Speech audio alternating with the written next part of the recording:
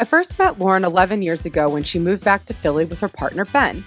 Ben and I were coworkers and office mates in grad school, but you'll hear more from Ben later on this season, as he is also a guest for season 2. I wanted to bring Lauryn on the show because she's an elementary school teacher, mother, performer, bartender, and just all-around badass. Every single aspect of her livelihood was impacted by the pandemic, and I really appreciated getting to learn more about her experiences. Even though I saw Lauryn quite regularly during lockdown, well, virtually that is, since she and Ben were on our weekly virtual quizzo team, this interview was the first time I learned of her Distinguished Teaching Award and the work that helped her earn it.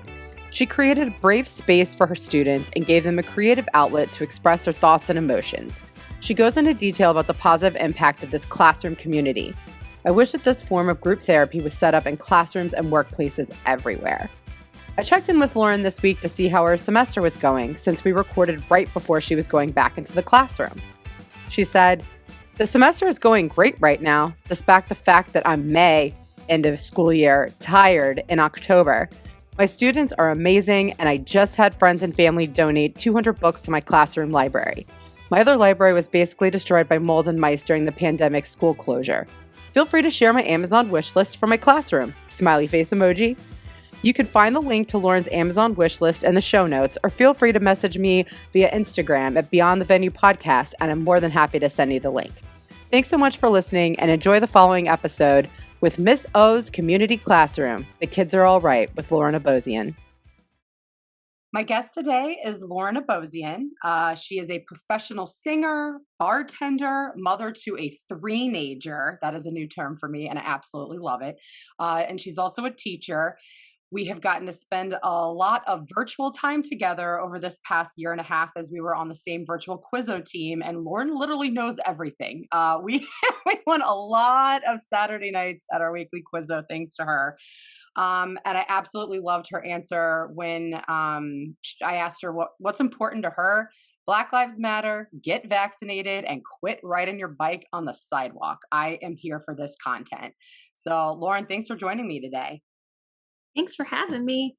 So we actually met through your partner, Ben, who is also going to be a guest this season of Beyond the Venue podcast. But the two of you have such rich, fascinating things going on that I thought it was very important to interview you separately, seeing as how, you've got just such a completely different background versus his, as, all of the things that I had listed before between your performing, your bartending.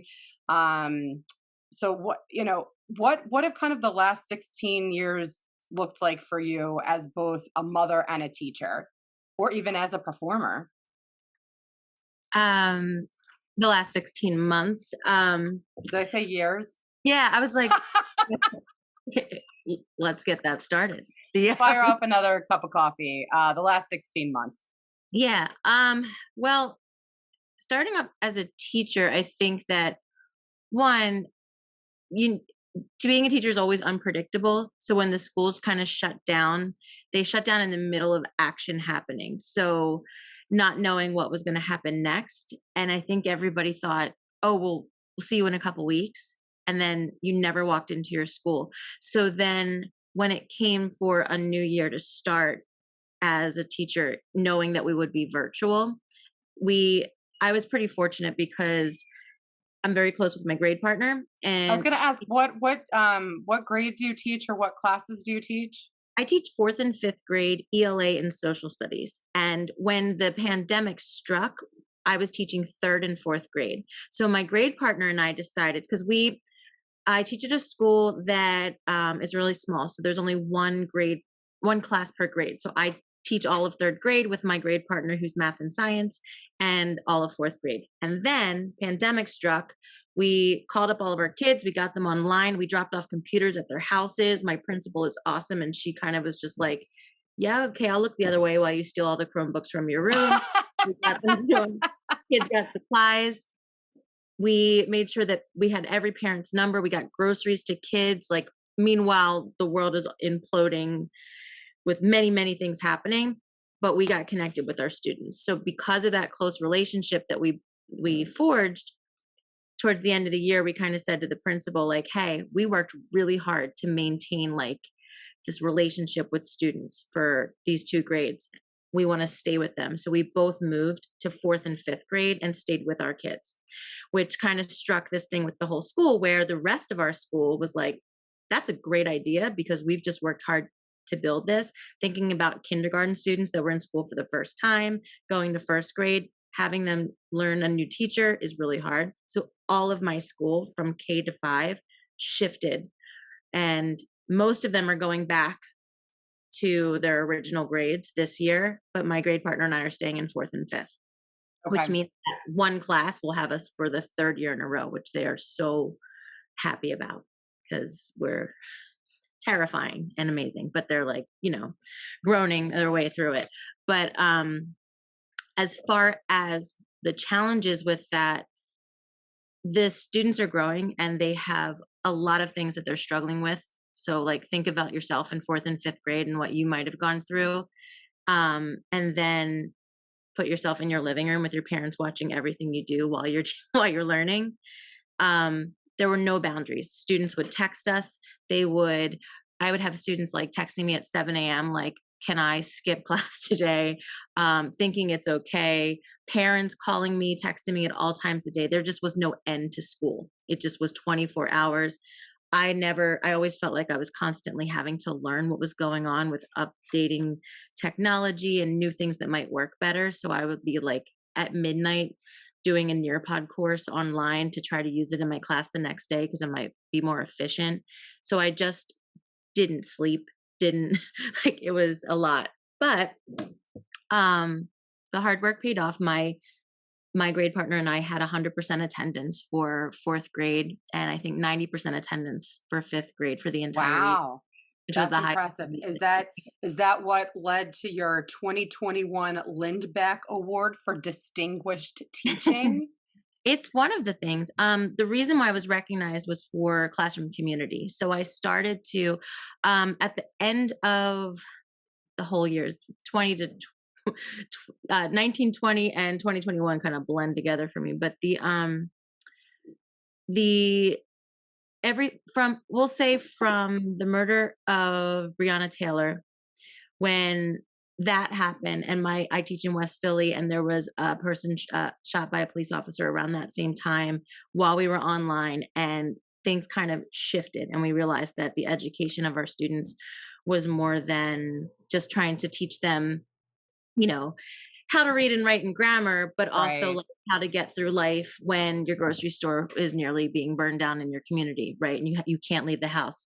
So we started this classroom community morning meetings where we would pump the brakes and just talk about whatever's on their mind. My kids, we found like we wrote our own graffiti, we wrote poems, we did anything that we could do to express themselves to get like what they need out, or nothing. Talk about nothing. Tell me about Roblox, and so That they almost led. seems like a form of kind of group therapy, Yeah. in a sense that I think that is amazing, and I wish that everybody was doing that. What an important ah, It's just one of the it's things that awesome. in my school now everybody will do it. So it became, I think that one of the reasons I was recognized for this award, you have to be nominated by three different people. So my principal nominated me, and you have to be nominated by somebody outside. So it was somebody I don't know, some administrative person from the district that must have popped in my class or something, nominated me, and then another person that had won the award before. So it's kind of like by chance that you can get it. And you're not, I was nominated there. They choose 60 teachers out of the entire school district, which is like 15,000 teachers or something, and 15,000. So it's really a great honor. And when it started, the morning meetings started as like, saying hello, making sure that kids have a place to like feel engaged but also feel comfortable in your classroom. But then with everything going on in the world and who your students are, and how they're in their search for identity, making it a place that's comfortable. So what I did is I switched it, letting my kids run the classroom and kind of just being like a facilitator, which So I model everything for them, like, okay, so like, here's how this is going to go. Here's the rules, how's the norms, here's how we talk to each other. And then, never push for anything. So when they're ready, they just open up and say, like, oh, wait, pump the brakes. Did you hear about this business going on? Or I saw this meme and I don't get it. Is this supposed to be funny? What is it? And like we would put up pictures to see like what that meant to them, which was January 6th insurrection. As a social studies teacher, it's like my duty to talk about it, but it's also something where kids are fragile at fourth and fifth grade, and you don't know what some students know. You don't know, with the parents also still there in the room most of the time with this lockdown, what they're thinking and how much they want their kid to discuss. And so I would just take pictures that were kind of that I would show my child, right? And she's 3, but also like, what's your understanding of this? Like, what does this mean to you? And just kind of have the kids like write one word that sums up what that picture means. And in some of those pictures, there was violence. Sometimes it was just like seeing an American flag next to a Confederate flag. They don't really understand what a Confederate flag means, but or what it stands for, because they're still learning that right now. But what they see in that flag means like hatred towards them.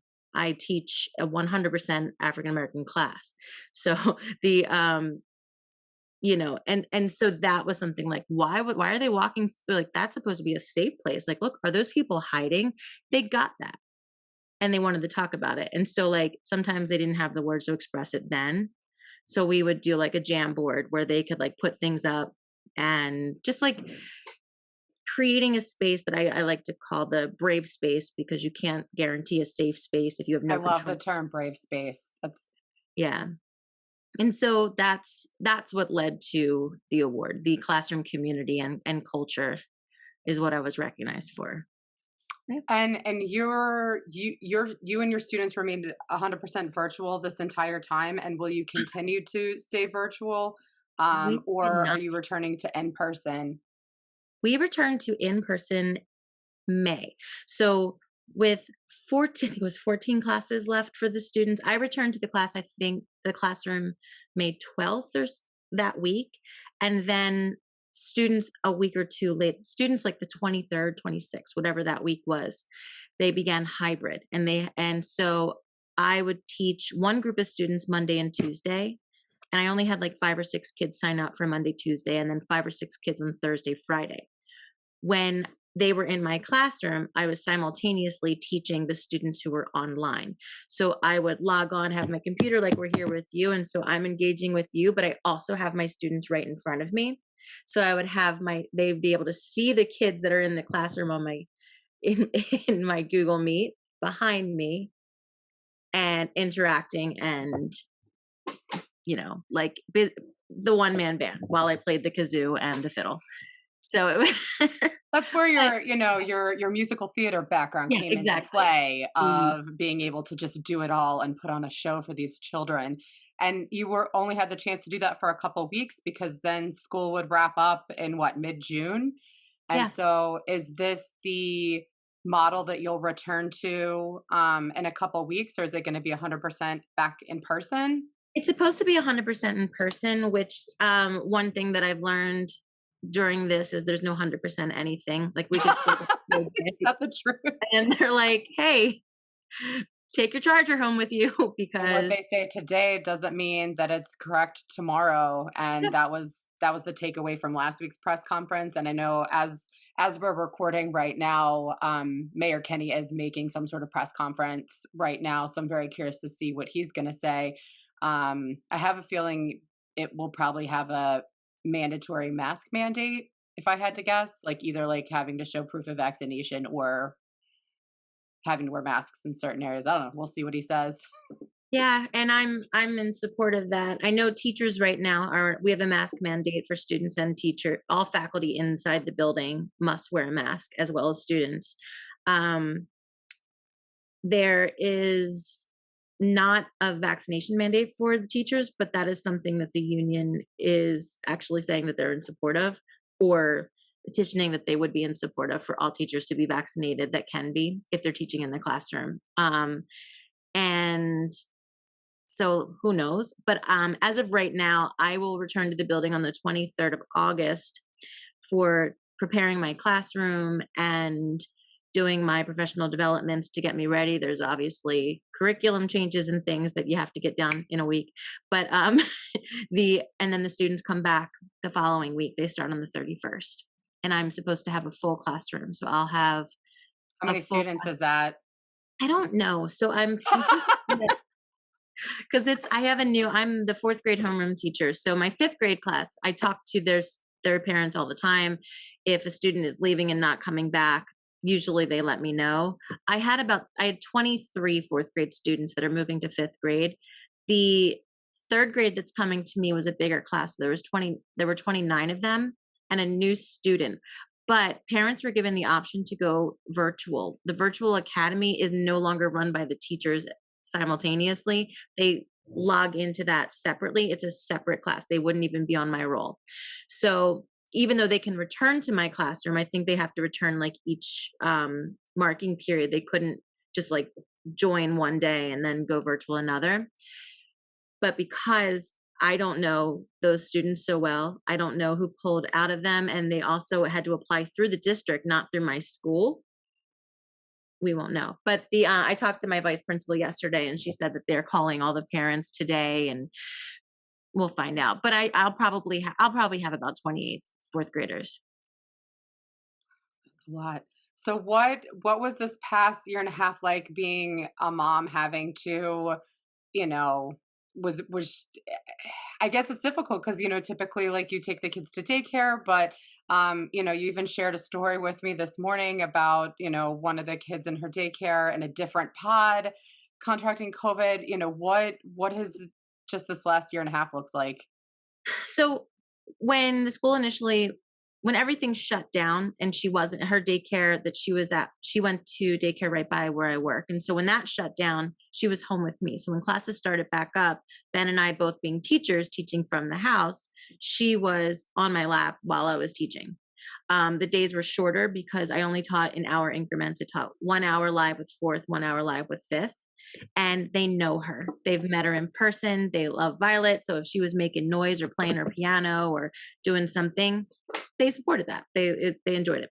And so coming back this year, one of the things, like starting my morning meeting off, is my kids would log on. I mean, class didn't start until 8:30, and I would open the room at 7:30 just because I was afraid that I would lose control of my settings, because if a kid signed on earlier than you, they could for some reason mute the whole class.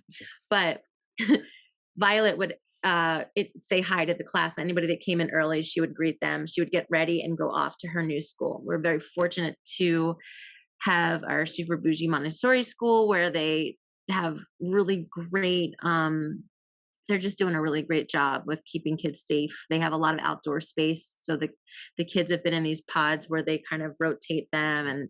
And so I haven't heard as many scares happening there as some other daycares that are smaller. Their facilities are smaller. But like you said, today there was we got 5 minutes before we're dropping off, it's like, hey, alert, somebody has COVID at the school, and it's a kid. And like, the second, no, I think this is only the second student in the whole time that has contracted COVID that we've known about. They tell us, they're pretty candid, and they say like, how are you? Are you comfortable? Do you feel like we can do anything better? Do you want to keep your kid home? Like, whatever you need to do, just do it. But if the child was in another room, we feel she's as safe as she's going to be. And I don't think that like keeping her home today when that student hasn't been there all week is going to make any difference in the scheme of things. We do have her tested. So anytime like cough, sneeze, anything, like we just CHOP has a drive through, and it's literally like. Did hear about that. And is it the exact same test no matter what age you are, like jamming a Q-tip up poor little Violet's nose? Yeah, we call it the nose tickler. So, and it's really funny because you just like drive in, like, right. You go to like CHOP's loading dock, and a nurse literally pops in the back seat and like shoves a Q-tip up your kid's nose. And then you like peel out of the driveway. And it's really, the resilience that kids have, like even at her age, like she's been wearing a mask since she was 18 months old. She's like, that's weird. That's But also crazy. like, because everybody's like, oh, I don't want my kid to wear a mask. I feel so bad. And they're like, we were wearing masks. And so she's like, why don't I wear a mask? Like, I want to do this. And so like we were in the house and she would just be wearing a mask. And we're like, okay. But then like that comfort brought her to like where she is now. And she goes to school. She's in a room with kids who are under the age of 3 and they wear a mask every day, all of them. And, you know, you see pictures and they're all around their necks and stuff. But for the most part, they're doing it. And but as a mom, like that's a hard thing, like to see that interaction. Part of the reason we went with making sure that she got into school, not just so we could work in the from the home. She would see, we would like, we live in like, you know, a busy street, like the busy street where everything is happening in South Philly. And we joke that she's the ambassador. Anytime somebody walks by, she sees a person, she's like, hi, I'm Violet. Hi, hi. And she just wants to talk and say hi. She's like, hey, what are you doing? I'm Violet. I can walk, I can sing, I can dance. Look at me. And we're like, she needs a friend. Like she needs to see another child. And we're not going to make one for her at this. So like, she needs to have friends. So we're going to put her in a school. And because you just see this desperation of kids that they don't know how to interact with one another. That's And I'm really glad to hear that she's still so, you know, social and outgoing and really excited to kind of be present in the world. I had my best friend from high school, they have a daughter a little bit older than Violet, and you know, the original plan when we go back to Texas in a couple of weeks was to spend one night with her. They have a pool, so I go swimming the next day. And so, you know, a week ago, I texted her and said, you know, I'm more than happy to get a hotel room, you know, so we can still spend time outside during the day, but whatever you're most comfortable with, like this is your child, your home, like you let me know what you'd like to do. And it's, oh, I'm just gonna drop her at my mom's house.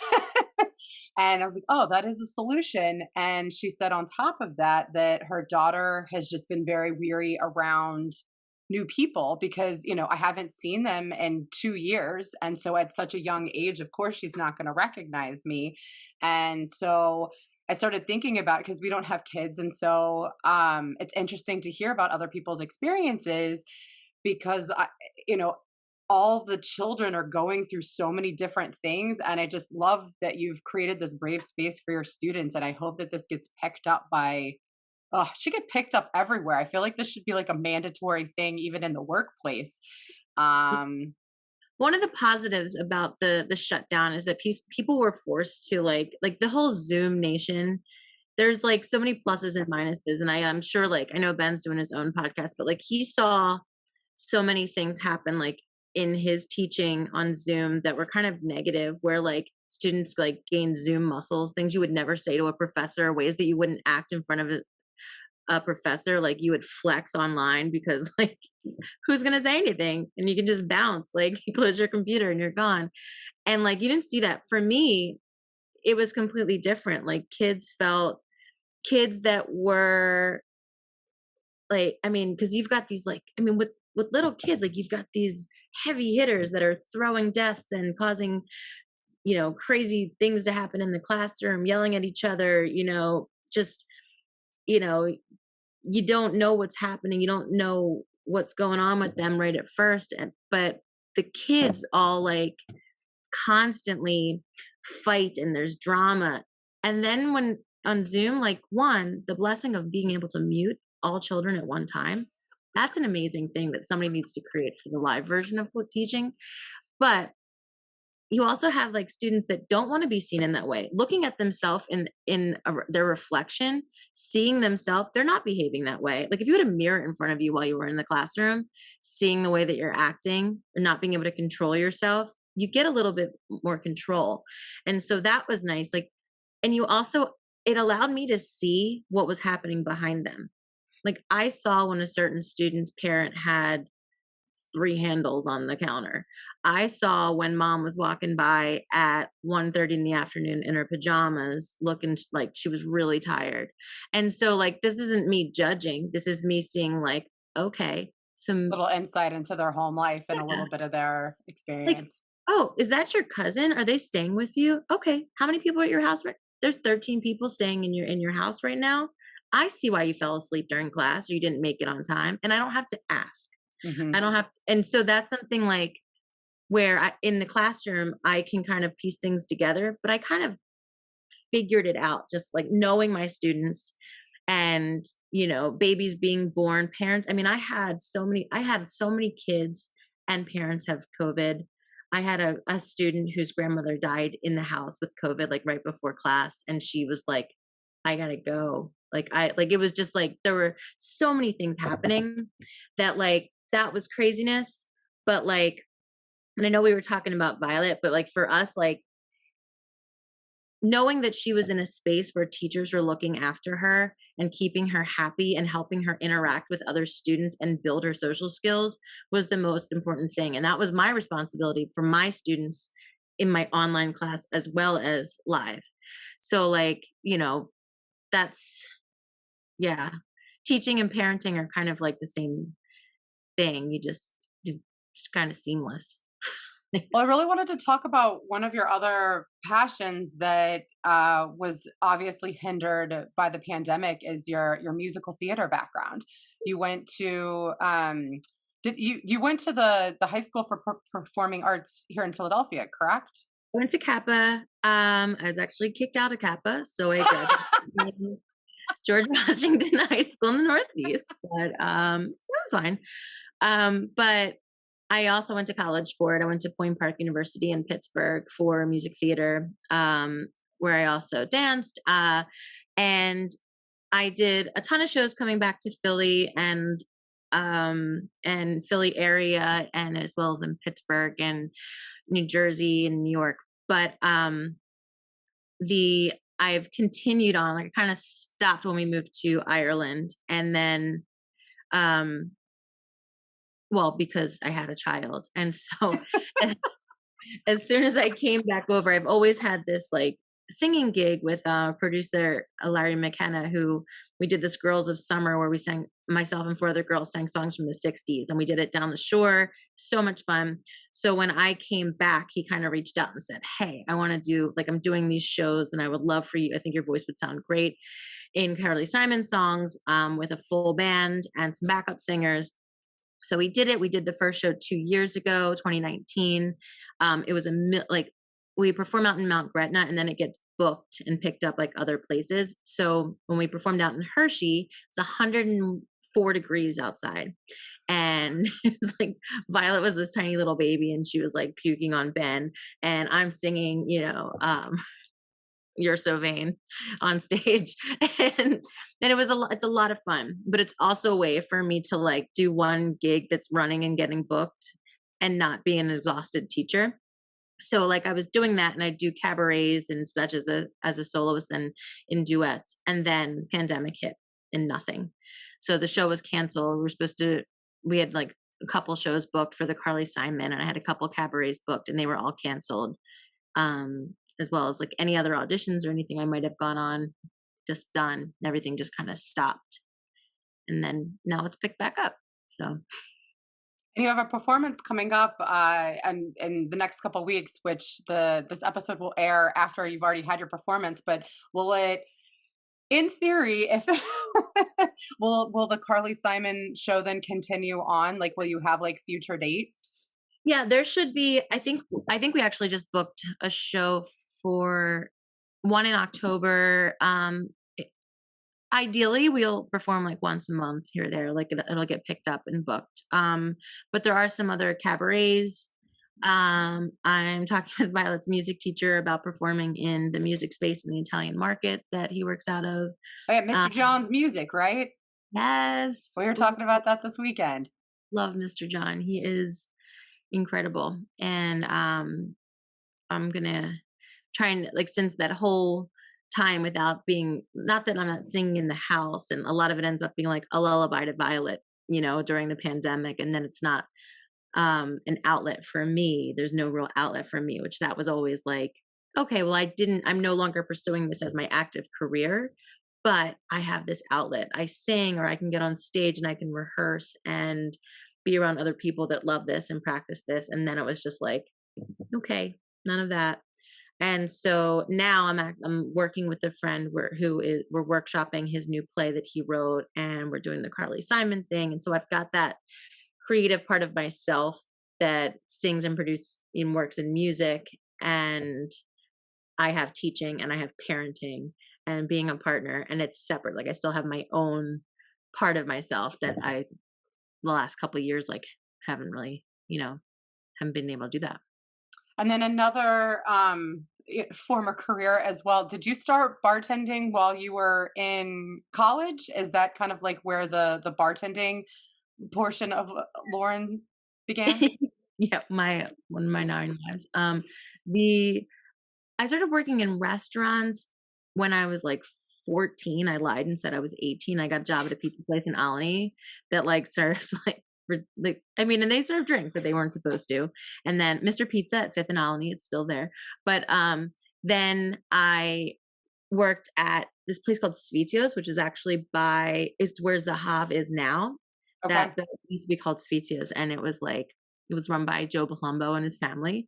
And I that was like when I first started like pouring drinks and bartending and stuff. And then when I went to college, I worked at McCormick and Schmick's, and that's when it's not really the same now, but McCormick and Schmick's used to be like the scratch bar. So they taught you like everything step by step, like how to do like bar tricks, but also like how to mass produce lots of like fresh made handcrafted cocktails. So like if somebody ordered 6 lemonades and 6 lemon drops and 10 Guinness, you would line up all your pint glasses and make them all one by one on the service bar and have them out in like 5 minutes. And so like I learned how to be a speed scratch bartender, but it also like I got really good at working service and making cocktails like efficiently and quick. And I also like to talk to people, but I didn't like to do both, which sort of like I was always Because at the bar you've got the service bar where the primary responsibility for service bars, you're making drinks for the tables. So like the servers are coming up to get drinks from the service bar to give to their tables, versus the bartender who is servicing the customers who are at the bar. Right, and being personable, and because you're getting paid directly from those customers. And so I was good at either doing one or the other, because I was like the bitchy service bartender that kept the servers in line. Like the bitchy bartender to everybody. I mean, I was like 20. And so that kind of lasted with me. Like I really enjoyed bartending, but had to work on my personality skills. Like, cause I couldn't do both. And then anybody Take the girl out of Northeast Philly, but not the Northeast Philly out the girl. yeah, cause and be like, all right, pick up your drinks. What do you want? What do you want? Like, that's disgusting whiskey. Don't order that. Like it's, but, and then when you came to Philly, you worked at Ella under Jason Chazonsky, and I feel like that's where I got to spend a lot of time with you, was visiting the bar at Ella and getting to taste your absolutely exquisite cocktails. I really enjoyed them, and you had mentioned that that some of your cocktails have actually been published. Yeah. So when I was in Pittsburgh, I left McCormick and Schmick's to work at a place called Sonoma Grill, and the bartender or the bar manager, restaurant manager there, Randy, we started to build drinks together. And that's when I really got interested in designing craft cocktails. And he basically like let me do whatever I wanted. And we had so much fun doing that, myself and my friend Jess and other bartenders there. And my friend Brian, who also followed me to Philly and worked at Southwark. So like we ended up, he went to Southwark and I went to Ella. And after like the experiences with Randy and building his list, going to Ella, and then Ella getting a lot of recognition when they opened, I was nominated for Star Chefs. And so with Star Chef, they pull your cocktails, whichever like people say you're like the people's favorite or the bar favorite. And so was one cocktail I made, my 9 Ride Shotgun, and because everything was named after brand new song titles. And so that cocktail was one that was published in the Star Chef's cookbook. And then I have some other friends. When I went over to Laquan, the Rittenhouse cocktails, anything that's in their menus are published. And so some of the cocktails in there, but the Star Chefs and a lot of the Ella cocktails. I feel like I was somewhere in between those two places, but those are the ones that those like are the bars that have my heart. Oh, I was at R2L for. Oh yeah. Yeah. That was the first place that I was after coming from Pittsburgh, and that's where And I met like a lot of my super close friends that I'm still friends with here, that we all went to like separate bars. But, and yeah. then I guess you finished your time at Library Bar when you moved to Dublin, right? Yeah, that was so my last they were so good to me at the Rittenhouse and the Library Bar because I was finishing my master's, working so I still had classes at night, and then I was student teaching during the day. So I taught at Greenfield Elementary, and I would be there at 7 and I would leave there at 3:45 and then go to the Library Bar at 4 and close the bar. And so I would get done around 12, walk down to Carpenter Street, and then do it all again the next day. And so Library Bar kind of let me fade out and just do weekends and like one night during the week. Cause it was too much. And, but yeah. And then when I finished my master's, I moved to Dublin and had a baby. Everybody's plan in Yep. life. Like that. And we were super excited when you guys moved back to Philly. We love having you here. So one of the last questions that I'll ask you today is, what is your favorite venue? That's a hard one because I've been a lot of places, and I've been fortunate to travel a lot. I have to say, I don't quite know what my favorite venue is, but my favorite, I think possibly because it broke my seal from the pandemic. We were just at the Fillmore, and the transformation from, so my friend that was married there, they're like, the wedding was just beautiful, but the transformation from before the wedding, cocktails in the one room, having the wedding, and then leaving for more cocktails, and then coming back, and the transformation from where the wedding ceremony was, and like the stage being built up, like it was. I mean, their theme was kind of like Woodstock meets Studio 54, and so flowers and neon Disco balls, yeah. so, yeah, and we're like, whoa, but and it was just amazing, and so that it was a really cool, but also that's like real rock and roll feel that they both have, like in this very like cool, just I don't know, like I thought that was really cool. And as far as like there's nothing about the space that made me walk in and be like, wow, this is beautiful. It was everything that was put in it, and how it was styled.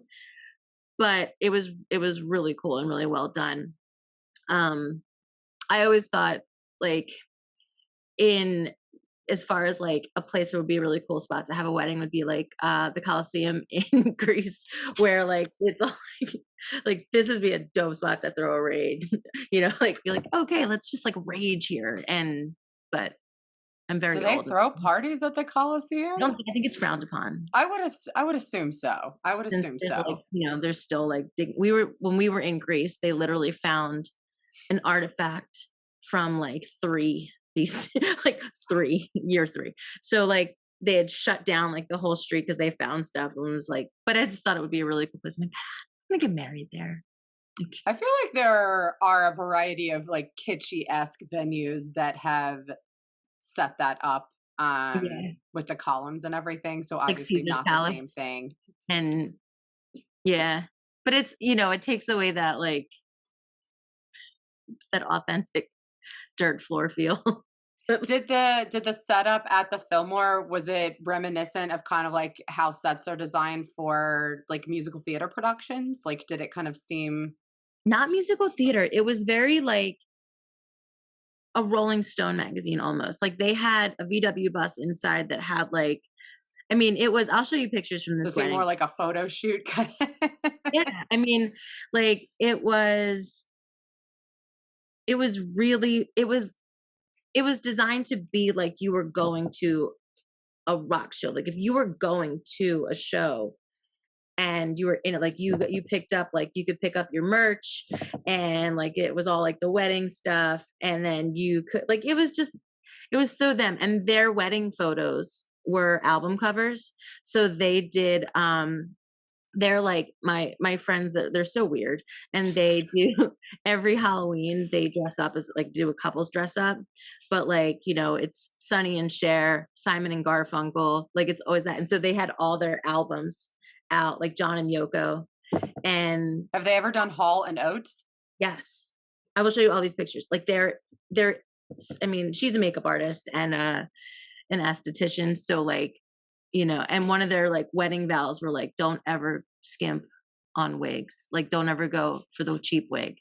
It's like, just like a really funny thing, but it was a space like, I mean, it was a rock and roll space, like it was a rock and roll wedding, and it was pretty cool. Like, well, Lauryn, can you let our listeners know how they can follow you? And yeah. any sort of like show updates or where they can see you perform?